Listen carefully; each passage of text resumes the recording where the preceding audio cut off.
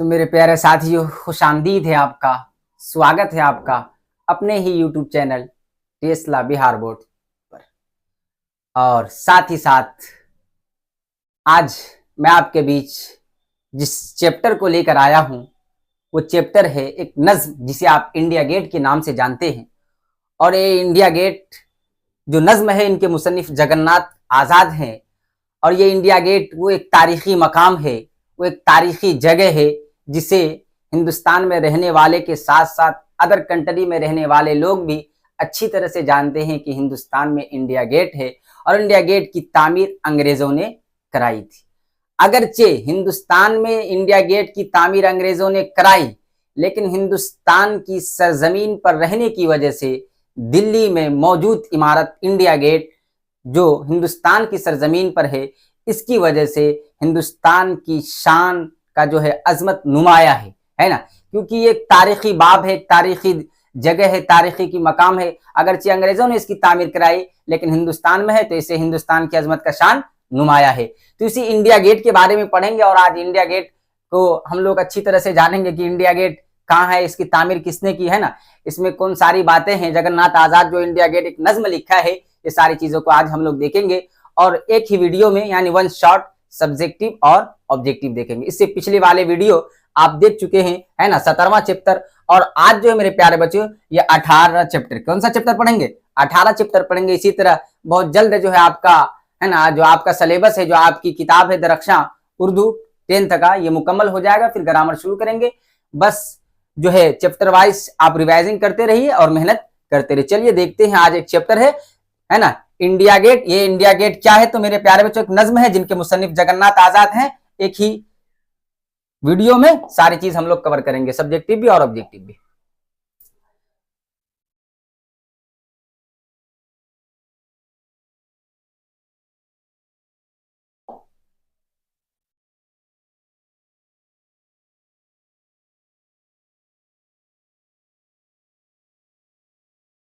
तो चलिए देखते हैं। मुसन्निफ है आपका मेरे प्यारे बच्चों जगन्नाथ आजाद। कौन है मुसन्निफ? जगन्नाथ आजाद। पैदाइश इनकी जो हुई है 5 दिसंबर 1918 को ईसा खेल में। कहां पे? ईसा खेल में। जगह का नाम है ना, क्या है? जगन्नाथ आजाद मुसन्निफ है। और जो इनका एक नज्म है हमारे निसाब में शामिल, वो इंडिया गेट है। और इनकी पैदाइश 5 दिसंबर 1918 ईस्वी को ईसा खेल में हुई। वफात जो इनकी हुई है मेरे प्यारे बच्चों ये 25 जुलाई 2004 ईस्वी को दिल्ली में। 25 जुलाई 2004 ईस्वी को कहां हुई? दिल्ली में हुई। साथ साथ इनके वालिद का नाम तलुकचंद महरूम, तलुकचंद महरूम है ना, मरहूम नहीं है, महरूम है, आप देख लीजिएगा, तलुकचंद महरूम।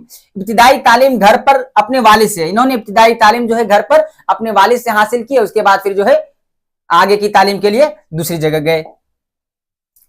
यहां देखिए जगन्नाथ आजाद का जो है हम परिचय पढ़ लेते हैं। जगन्नाथ आजाद मुहक्किक भी थे और शायर भी। जगन्नाथ आजाद बैक वक्त मतलब एक वक्त ये मुहक्किक भी है और शायर भी है, दोनों चीज है। शायरी इनको विरासत में मिली थी। विरासत समझते हैं ना, मतलब जैसे हम लोग को विरासत में बाप दादा का क्या मिलता है? घर मिलता है, मकान मिलता है ना, जमीन जायदाद वगैरह मिलती है। इनको शायरी में क्या मिली? विरासत में क्या मिली? शायरी का फन मिला, शायरी का फन मिला। और ये 12 साल की उम्र में, अभी 12 साल जैसे तो हम लोग खेलने कूदने का है ना, बच्चा जो पढ़ता है ना, 10th भी सही से नहीं करता है, 12 साल की उम्र है। इन्होंने 12 साल की उम्र में मेडिकल इम्तिहान पास कर चुका है।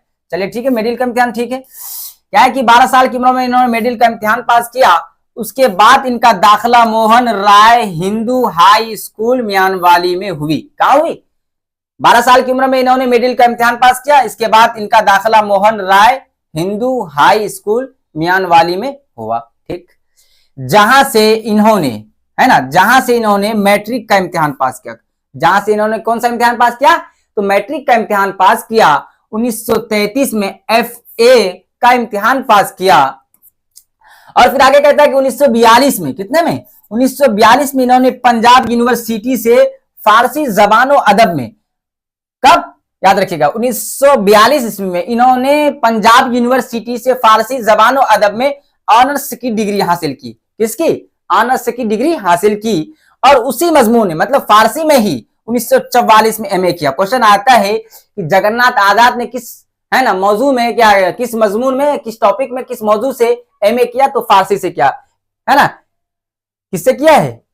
यहां देखिए, और उसी मजमून में यानी फारसी में ही 1944 में एमए का इम्तिहान भी इन्होंने पास किया। फिर कहता है कि जब मुल्क का बंटवारा हुआ तो वो सितंबर 1947 में दिल्ली आ गए, है ना, सितंबर 1947 में दिल्ली आ गए। मतलब जब हिंदुस्तान और पाकिस्तान का, है ना, बंटवारा हुआ, जब हमारा देश आजाद हुआ 1947 को, उसके बाद फिर जो मुल्क का बंटवारा हुआ तो कहता है कि वो दिल्ली आ गए। कहां गए? दिल्ली आ गए। फिर कहता है जगन्नाथ आजाद का शुमार माहिरीन इकबालियात में होता है। क्वेश्चन आता भी है आपका, देखने को मिलता है ऑब्जेक्टिव में कि जगन्नाथ आजाद का शुमार किसमें होता है, तो माहिरीन इकबालियात में होता है। वो तरक्की पसंद दौर के ऐसे शायर, किस दौर के शायर है, तो तरक्की पसंद दौर के ऐसे शायर हैं जिन्होंने अपनी गजलों और नज्मों में क्लासिकी और रिवायती रंग को फीका नहीं पड़ने दिया। फीका नहीं पड़े, ये पॉइंट को आप याद रखिएगा कि वो तरक्की पसंद दौर के ऐसे शायर हैं जिन्होंने अपनी गजलों और नज्मों में क्लासिकी और रिवायती रंग को फीका नहीं पड़ने दिया, फीका नहीं पड़ने दिया। चलिए फिर आगे देखते हैं। अब यहां थोड़ा सा मुख्तसर तरीन सवाल आते कर लेते हैं इसको। देखिए सवाल नंबर 1 है आपके स्क्रीन पर, जगन्नाथ आजाद कब पैदा हुए? जगन्नाथ आजाद कब पैदा भी पढ़े आप, है ना, 5 दिसंबर 1918, 5 दिसंबर 1918 को। सवाल नंबर 2 है आपके स्क्रीन पर, जगन्नाथ आजाद के वालिद का नाम क्या है? जगन्नाथ आजाद के वालिद का नाम बताना है आपको, क्या है? तो जगन्नाथ आजाद के वालिद का नाम तलुकचंद महरूम, तलुकचंद महरूम, तलुकचंद महरूम। ये 2 नंबर अगर क्वेश्चन में अगर इस तरह 2 नंबर वाला सवाल का क्वेश्चन आता है तो जवाब देने का तरीका आपका यह होना चाहिए मेरे प्यारे बच्चों कि जगन्नाथ आजाद के वालिद का नाम क्या है, तो आगे पीछे सेम रहने देना है। जैसे लिख देना है आपको जगन्नाथ आजाद के वालिद का नाम, है ना, जगन्नाथ आजाद के वालिद का नाम तलुक चंद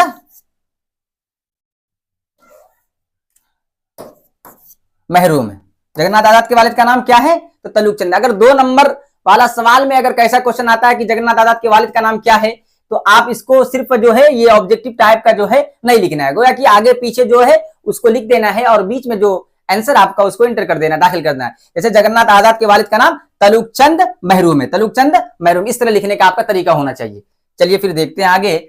सवाल नंबर 3 है आपके स्क्रीन पर, इंडिया गेट कहां है? इंडिया गेट कहां है, तो दिल्ली में है। अगर ऑब्जेक्टिव में रहता है तो ठीक है, आपको मार्कशीट भरना पड़ता है ऑब्जेक्टिव में टिक लगा करके, लेकिन अगर 2 नंबर इस तरह का सवाल पूछता है 2 नंबर वाले में, है ना, तो इंडिया गेट कहां है, तो आपको लिख देना है इंडिया गेट दिल्ली में है।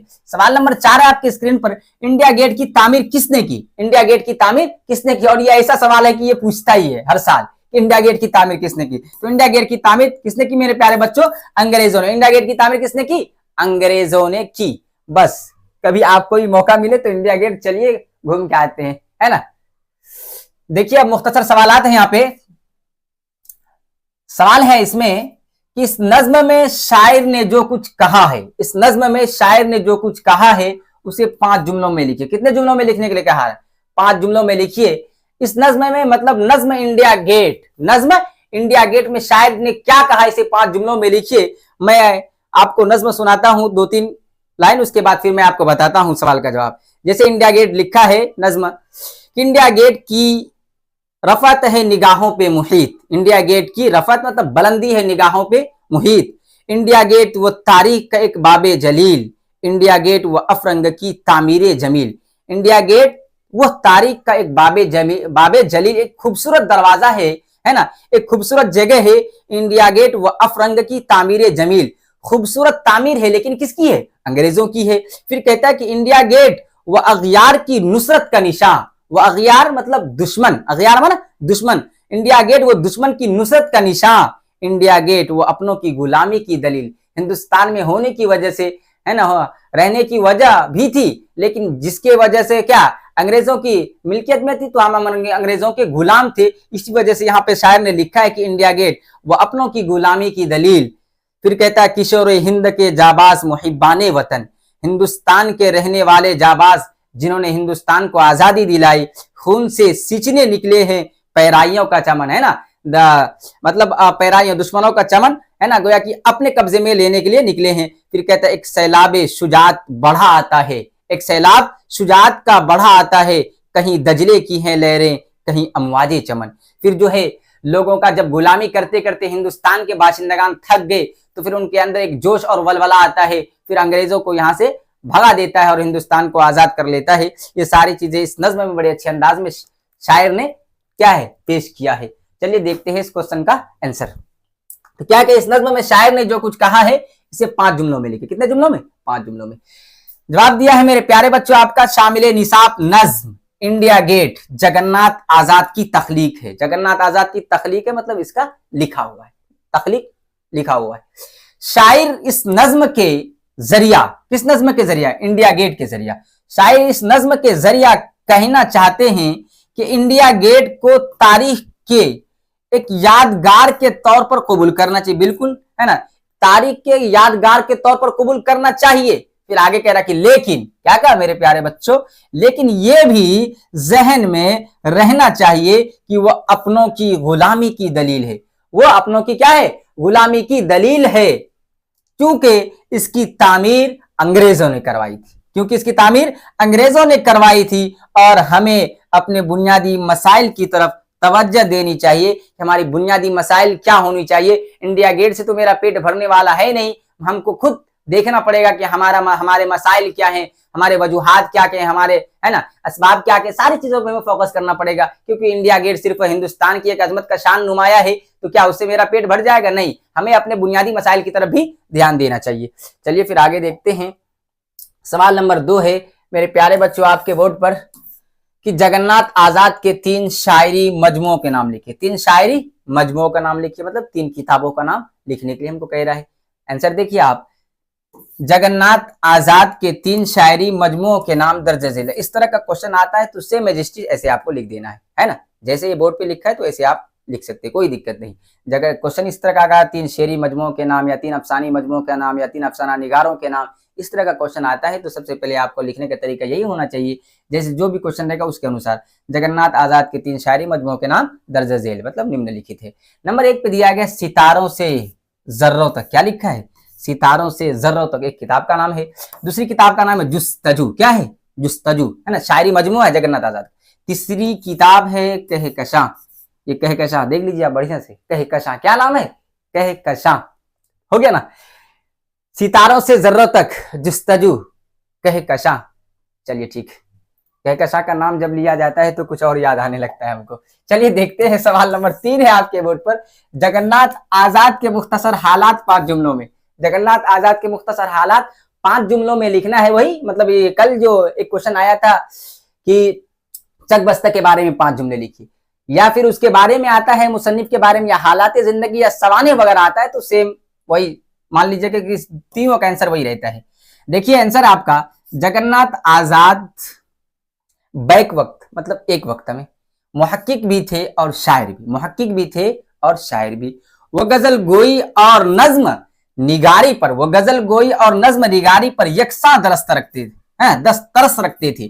जिस तरह वो नज्म गोई में क्या महारत रखते थे, इसी तरह गजल गोई में भी वो महारत रखते थे। गोया कि दोनों पर यकसा तरस, यानी दोनों में एक तरह का पकड़ था उनका। क्या था? पकड़ था। आगे देखिए, मुहक्किक की हैसियत से उन्होंने बहुत अहम खिदमात अंजाम दिए। मुहक्किक की हैसियत से उन्होंने बहुत अहम खिदमात अंजाम दिए हैं। इनका शुमार यानी जगन्नाथ आजाद का शुमार माहिरीन इकबालियात में होता है। इनकी पैदाइश 5 दिसंबर 1918 ईस्वी को और वफात 25 जुलाई 2004 ईस्वी को दिल्ली में हुई। ईसा खेल में पैदाइश हुई थी है ना, और जो है वफात दिल्ली में हुई। चलिए फिर आगे देखते हैं। सवाल नंबर ये 3 होगा आपका, नहीं ये 3 है तो फिर ये 4 हो जाएगा आपका है ना, इसको देख लीजिएगा आप। सवाल नंबर 4 है आपका, इसम जमीर की तारीफ। इसम जमीर मतलब एक ग्रामर के क्वेश्चन है, मतलब बुक में आपका दिया रहता है, कहीं पे अजदाद, कहीं पे मुतरादिफ, कहीं पे मुहावरा वगैरह, तो इसी तरह क्वेश्चन है ना। इसमें जमीर की तारीफ, और ये जमीर के मतलब जमीर जानते हैं ना, जिसे आप सर्वनाम के सर्वनाम आप पढ़े होंगे हिंदी व्याकरण में, तो सर्वनाम इसको इंग्लिश में आप प्रोनाउन के नाम से जानते हैं। किस नाम से? प्रोनाउन। अगर पढ़े हैं पार्ट्स ऑफ स्पीच में तो वहां भी। और अगर आप इसमें मारिफा की जो 7 किस्में है, इसमें मारिफा की कितनी किस्में? 7। उस 7 में से इसमें जमीर की भी तारीफ आ जाती है। इसमें जमीर है ना, जिसे आप सर्वनाम कहते हैं उसी को हम उर्दू में इसमें जमीर कहते हैं। तो देखिए इसमें जमीर की यहाँ तारीफ भी लिखी हुई है कि इसमें जमीर उस इसम को कहते हैं, इसमें जमीर उस इसम को कहते हैं जो नाम के बदले इस्तेमाल किया जाता है, जो नाम के बदले इस्तेमाल किया जाता है उससे जो है, इससे जो है जुमले में खूबसूरती आती है। इससे जुमले में क्या आती है? खूबसूरती आती है। जैसे एग्जाम्पल के तौर पर ले लीजिए उदाहरण, जैसे है ना क्या बोले, साजिद पूर्णिया से पटना गया, साजिद पूर्णिया से पटना गया, फिर वो वहां से दिल्ली चला गया, फिर वो वहां से दिल्ली चला गया। यहां जो हम इस्तेमाल किए नाम के बदले वो, यही क्या है? यही जमीर, यही क्या है मेरे प्यारे बच्चों? तो जमीर है। जैसे किसी और का भी नाम ले सकते हैं, है ना, जैसे सानिया है ना घर से कस्बा गई, कस्बा से फिर वो पूर्णिया आ गई। कहां गई? पूर्णिया। तो वो का इस्तेमाल किए। इस तरह ये जो है वो जो है यही क्या है? जमीर है। इससे जुमले में क्या खूबसूरती आती है, इस वजह से कि बैक वक्त जो है ना, नाम लेने से किसी का जो जुमले में जो खूबसूरती जो सलासत होती है वो बिगड़ जाता है। इसी वजह से नाम के बदले में हम है ना जमीर का इस्तेमाल कर लेते हैं। वही कहा कि इसमें जमीर उस इसम को कहते हैं जो नाम के बदले इस्तेमाल किया जाता है, इससे जुमले में खूबसूरती आती है। जैसे उदाहरण के तौर पर दिया गया, वो है, उस है, उन है, उन्हों वगैरह, है ना। इस तरह बहुत आ सकता है। चलिए फिर आगे देखते हैं। सवाल नंबर 5, ये तवील सवालात का सवाल नंबर 1 है आपका बच्चों। देखिए जेर निसाब नज्म इंडिया गेट का खुलासा क्या कह रहा है? जेर निसाब नज्म इंडिया गेट का खुलासा, खुलासा पूछ रहा है हमसे। तो देखिए खुलासा है ना, देख लेते हैं। जवाब में आपका जेर निसाब नज्म इंडिया गेट जगन्नाथ आजाद की तख्लीक है, बिल्कुल, जो के उन्वान के लिहाज से, जो के उन्वान के लिहाज से एक तारीखी नौइयत के नज्म, एक तारीखी नौइयत के नज्म है। इस नज्म में है ना शायर ने दिल्ली में मौजूद इमारत इंडिया गेट की तारीफ बयान की है। क्या की है? इस नज्म में शायर ने दिल्ली में मौजूद इंडिया गेट है ना जो इमारत है उसकी तारीफ बयान की है। फिर आगे कहता है कि इसकी अजमत का जिक्र, अजमत मतलब बुलंदी, इसकी तारीफ है ना, इसकी अजमत का जिक्र करते हुए वाज़ेह किया है कि ये इंडिया गेट हिंदुस्तान की एक तारीखी मकाम है।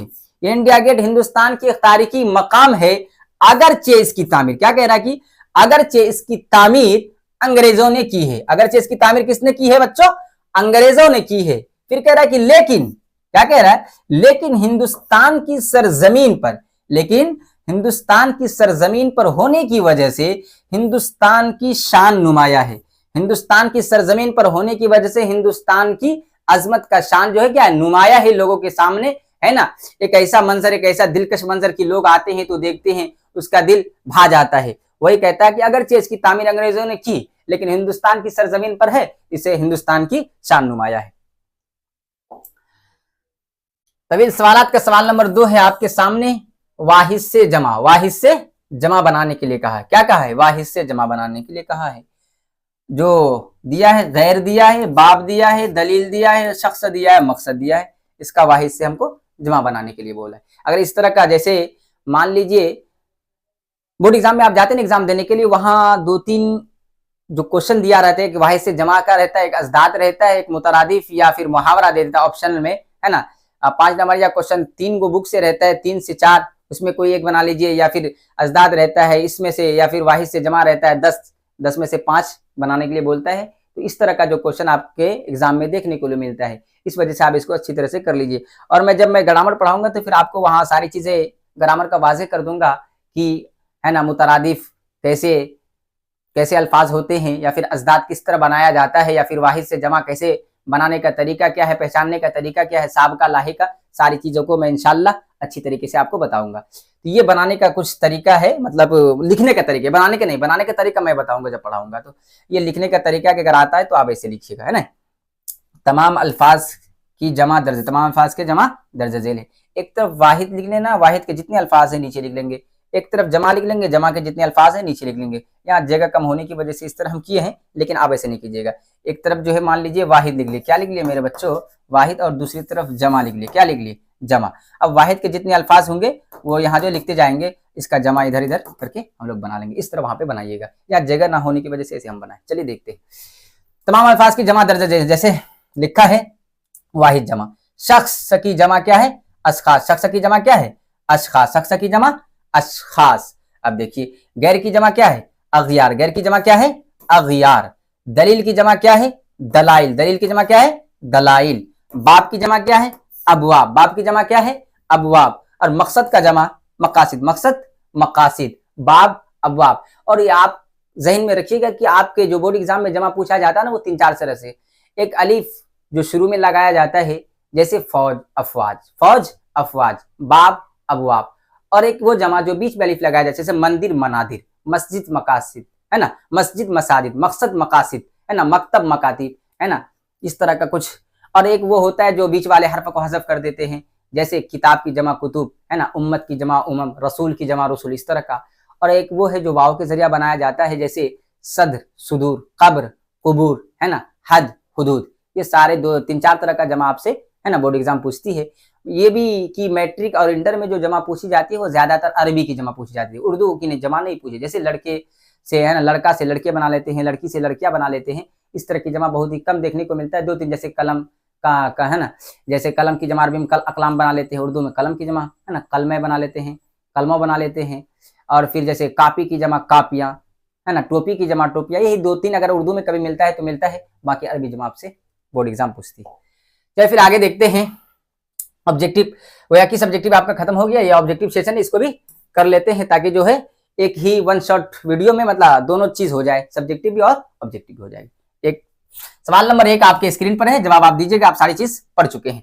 जगन्नाथ आजाद कब पैदा हुए? जगन्नाथ आजाद कब पैदा हुए? ऑप्शन आपका है अलिफ 1918, बा है 1920, और जीम है 1925, दाल है 1927। तो कब पैदा हुए थे? आप पढ़े थे नहीं? अभी तो पढ़े थे 1918 में। कब हुए थे? राइट आंसर क्या हो जाएगा? अलिफ। राइट आंसर क्या हो जाएगा? अलिफ। 1918 में जगन्नाथ आजाद की पैदाइश हुई। कहां हुई थी? ईसा खेल में हुई थी। सवाल नंबर 2 है आपके सामने, जगन्नाथ आजाद के वालिद का नाम क्या था? वालिद का नाम क्या था? अलिफ में आपका दिया शंकर महरूम, बा में अर्जन महरूम, है ना, तलुक चंद महरूम, दाल शंकर चंद महरूम। क्या नाम था? आप पढ़े थे भी, तलुक चंद महरूम। क्या पढ़े थे बच्चों? तलुक चंद महरूम। तो ये आपका राइट आंसर होगा। चलिए सवाल नंबर 3 है आपके बोर्ड पर, इंडिया गेट कहां है? इंडिया गेट कहां है? ऑप्शन आपका मुंबई, ऑप्शन आपका आगरा, ऑप्शन आपका दिल्ली, ऑप्शन आपका लखनऊ। तो कहां इंडिया गेट? इंडिया गेट मेरे प्यारे बच्चों दिल्ली में। कहां है? दिल्ली में, याद रखिएगा, इंडिया गेट दिल्ली में। और ये क्वेश्चन हर साल देखने को मिलता है कि इंडिया गेट कहां है, और बच्चा सब आसानी होती है सर ये सब क्वेश्चन को पढ़ने में।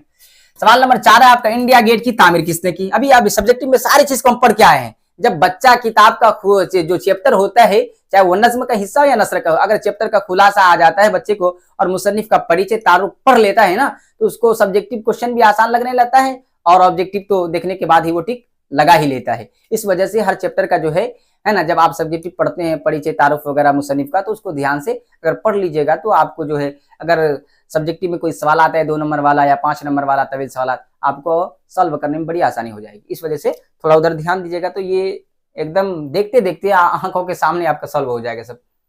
इंडिया गेट की तामीर किसने की?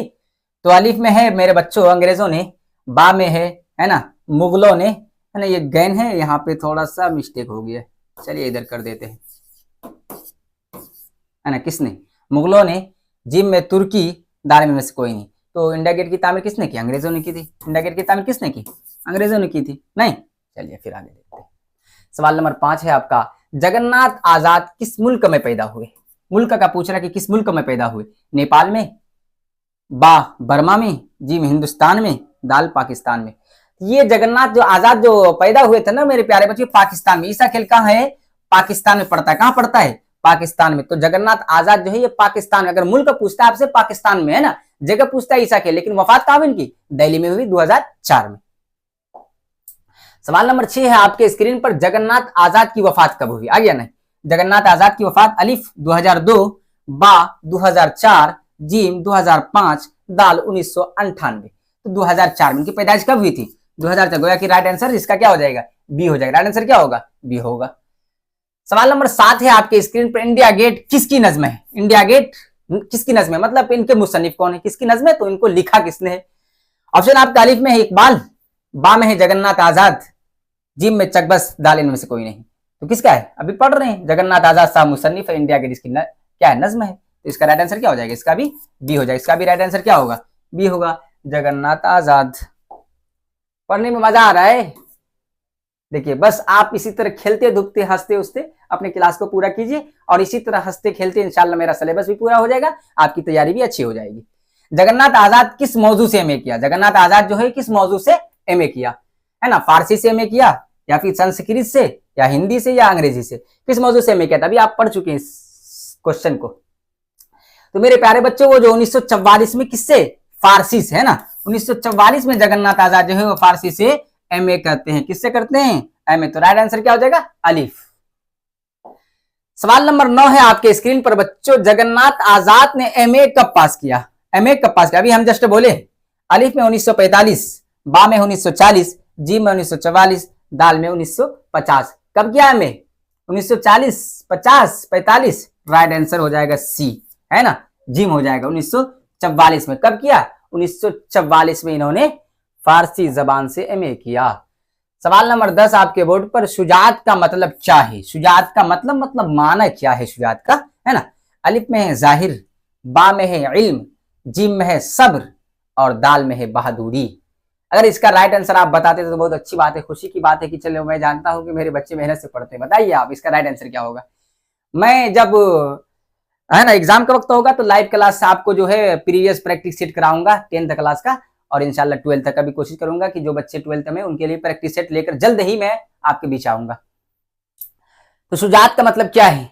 जाहिर तो होगा नहीं शुजात का, इल्म तो होगा नहीं, सब्र भी नहीं होगा, तो बहादुरी। शुजात का मतलब क्या है मेरे प्यारे बच्चों? बहादुरी। तो राइट आंसर इसका डी हो जाएगा ना। शुजात का मतलब क्या है? बहादुरी।